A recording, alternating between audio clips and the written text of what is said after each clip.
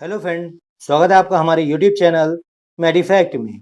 आज की इस वीडियो में मैं आपको जानकारी देने वाला हूं सिरप के बारे में और इस सिरप का नाम है लिव 7। तो चलिए जानते हैं ये सिरप किस काम में आता है, इसे आपको कैसे यूज़ करना होता है, इस सिरप के क्या साइड इफ़ेक्ट्स होते हैं, ये सिरप आपको मार्केट में कितने रुपए का मिलता है और इस सिरप को इस्तेमाल करने से पहले आपको किन-किन सावधानियों को ध्यान में रखना होता है, देने वाला हूँ पूरी जानकारी आज की अपने इस वीडियो में। तो बने रहो आप मेरी इस वीडियो के अंत तक। तो चलिए वीडियो स्टार्ट करते हैं। तो सबसे पहले नज़र डालिए इस सिरप की पैकिंग पर। तो यहाँ पर आप देख सकते हैं ये सिरप का आउटर बॉक्स होता है और कुछ इस तरह का इसका आउटर बॉक्स होता है। और दोस्तों ये सिरप आपको कुछ इस तरह की प्लास्टिक की बोतल में मिल जाती है। देखिए यहाँ पर ये प्लास्टिक की बोतल होती है और इसी के अंदर आपको ये सिरप मिल जाता है और ये बोतल आपको इस बॉक्स के अंदर मिल जाती है। चलिए अब हम बात करते हैं इसकी क्वांटिटी की। तो यहाँ पर मैंने इसकी 180 ml यानी 180 ml की बोतल ली हुई है और ये 180 ml की बोतल आपको मार्केट में सभी प्रकार के टैक्स मिला करके 110 रुपए की मिल जाती है। अगर हम बात करें इस सिरप के शेल्फ लाइफ की, तो यहाँ पर आप देख सकते हो इसकी मैन्युफैक्चर डेट और एक्सपायरी डेट, इसकी शेल्फ लाइफ 3 साल की होती है। आइए नज़र डालते हैं इसमें मिलने वाले कॉम्पोजिशन के ऊपर। तो दोस्तों यहाँ पर आप देख सकते हैं इसमें आपको ये सभी कॉम्पोजिशंस मिल जाते हैं। तो वीडियो को आप पॉज कर लीजिएगा और यहाँ पर देख सकते हैं कौन-कौन से आपको यहाँ पर कॉम्पोजिशंस मिलते हैं और कितनी-कितनी क्वांटिटी में मिलता है, यहाँ पर दे रखा है। चलिए अब हम ये जानते हैं जो हमारा ये लिव 7 सिरप है, ये किस काम में आता है। तो दोस्तों यहाँ पर आप देख सकते हैं लिखा हुआ है लीवर टॉनिक। जी हाँ दोस्तों, जो हमारा ये लिव 7 सिरप है, ये एक तरह का लीवर टॉनिक है। अगर दोस्तों मान लीजिए आपके लीवर से संबंधित किसी भी तरह की अगर आपको बीमारी है या समस्या है, तो उस समय आप इस सिरप का सेवन कर सकते हैं। इसके अलावा दोस्तों इसका इस्तेमाल इनलार्जमेंट ऑफ लीवर यानी जिगर के बढ़ जाने पर, इन लीवर के बढ़ जाने पर इसका इस्तेमाल किया जाता है। स्लगिश लीवर यानी आपका जब लीवर सुस्त पड़ जाता है तब इसका इस्तेमाल किया जाता है। जॉन्डिस, लॉस ऑफ एपेटाइट यानी जॉन्डिस बीमारी में भूख ना लगने की समस्या में भी इसका इस्तेमाल किया जाता है। यानी कहने का मतलब ये है कि जब आपको पीलिया रोग हो जाता है तो उस समय आपको भूख नहीं लगती है या फिर आपको जैसे ही खाना दिया जाता है और आप खाना देख करके आपको तुरंत ही उल्टियाँ आना शुरू हो जाती है या आप जैसे ही खाते हैं तो तुरंत ही आपको उल्टी आने लग जाती है जॉन्डिस में, तो अगर ऐसी कंडीशन है तो उस समय इस सिरप का इस्तेमाल किया जाता है। इसके अलावा दोस्तों ये खराब लीवर को ठीक करता है, ठीक है? यानी कि अगर मान लीजिए आपका जो लीवर है वो डैमेज हो गया है तो भी आप इस सिरप का इस्तेमाल कर सकते हैं। इसके अलावा दोस्तों अगर आपको भूख नहीं लगती है तो अपने भूख को बढ़ाने के लिए भी आप इस सिरप का इस्तेमाल कर सकते हैं। जी हाँ दोस्तों, कई सारे आज के समय में ऐसे लोग हैं जिनको भूख नहीं लगती है, ठीक है? तो ऐसे में वो क्या करते हैं, खाना वगैरह नहीं खाते हैं ठीक टाइम से और सही तरीके से, जिससे कि उनका वेट भी कम होता रहता है।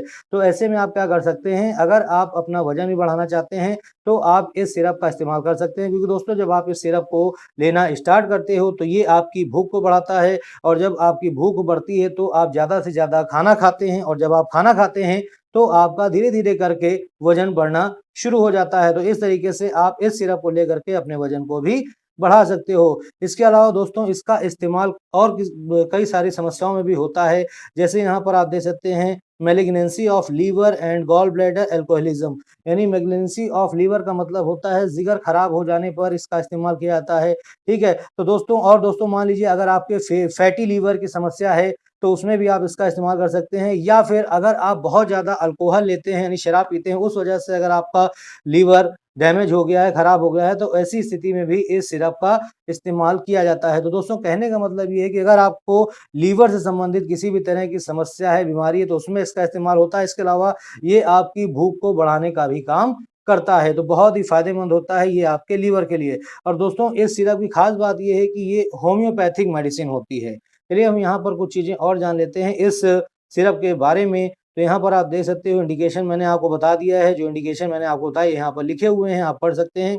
चलिए अब हम सबसे पहले डोजेस की बात कर लेते हैं, यानी इसे आपको कितनी मात्रा में लेना है। तो अगर आप एडल्ट हैं, ठीक है, यानी 18 साल की उम्र से ऊपर हैं, तो यहाँ पर आपको 2 टेबल स्पून यानी कि 2 चम्मच आपको लेना है दिन में 3 बार, ठीक है?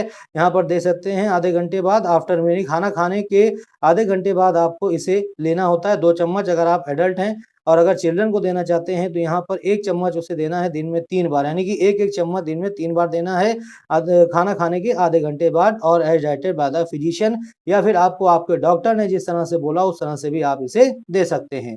तो कहने का मतलब दोस्तों ये है कि इस सिरप को आपको खाना खाने के आधे घंटे बाद लेना है, ठीक है, और दिन में आपको इसे 3 बार लेना है, ठीक है। अगर आप 18 साल से ऊपर के हैं अगर तो आपको 2 चम्मच लेनी है, और अगर आप चिल्ड्रन यानी बच्चा है तो आपको यहाँ पर 1-1 चम्मच इसकी लेनी है दिन में 3 बार खाना खाने के आधे घंटे बाद, ठीक है। शेक वेल बिफोर यूज़ यहाँ पर इसमें रख-रखाव दे रखा है, पढ़ लीजिएगा। कई नज़र डालते हैं इसको बनाने वाली कंपनी पर, तो manufactured in India by Selex chemical private limited द्वारा इसको बनाया जाता है। चलिए हम यहाँ पर इसके साइड इफेक्ट्स के बारे में जान लेते हैं। तो दोस्तों यहाँ से वैसे अगर आप बताए गए डोज़ के हिसाब से लेते हो तो आपको किसी भी तरह का साइड इफेक्ट देखने को नहीं मिलता है, लेकिन फिर भी इसके कुछ कॉमन साइड इफेक्ट्स हैं, जिसमें पहला है वॉमिटिंग यानी उल्टी आना, नोज़िया यानी कि मितली आना, ठीक है, डिज़ीनेस या स्लीपीनेस आपको चक्कर आ सकते हैं या नींद आ सकती है, ठीक है, या फिर एलर्जी रिएक्शन अगर किसी तरह का दिखता है, तो ये सभी इसके साइड इफेक्ट के सिम्पटम्स हैं। अगर इनमें से एक भी साइड इफेक्ट का सिम्पटम आपको देखने को मिल रहा है और गंभीर रूप ले रहा है, तब आप इस सिरप को लेना बंद कर सकते हैं और तुरंत ही अपने डॉक्टर से संपर्क करें।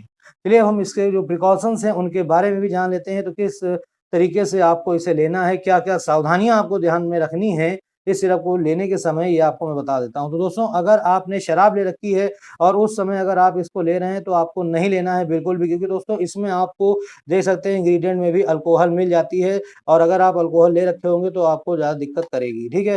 तो अगर आपने अल्कोहल ले रखी है तो उस समय आपको इसे नहीं लेना है।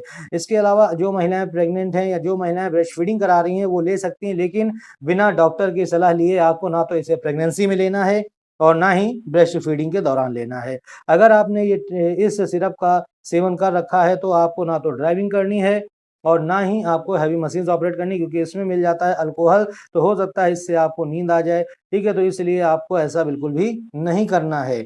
इसके अलावा बच्चों को देने से पहले भी आपको एक बार अपने डॉक्टर से सलाह ले लेनी है, उसके बाद ही इसको अपने बच्चों को देना है। इसके अलावा अगर आपका किसी और तरह का ट्रीटमेंट चल रहा है, यानी अगर आप किसी और तरह के ट्रीटमेंट चल रहा है और उस समय आप कोई भी टैबलेट या सिरप वगैरह ले रहे हो, तो उस समय आपको अपने डॉक्टर को बता करके ही इस सिरप का इस्तेमाल आपको करना है।